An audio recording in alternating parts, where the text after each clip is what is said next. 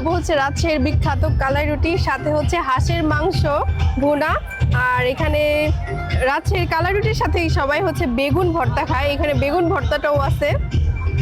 Plus হচ্ছে এখানে ছুটকি ভর্তা, ধনিয়া পাতা বেগুন ভর্তা। ভর্তা দিয়ে রুটি খাই কেউ প্রথম শুনলাম। রাজশাহীর কালাই রুটির সাথে খায়, মানে ওনারা নাকি এটা যায় অনেক বলে খায়।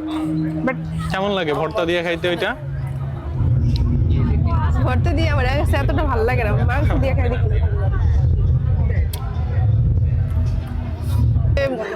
ওটস দিয়ে আপনার একদিনকে চাপড়ি বানাই দিছিলাম না, ওইটার মতো।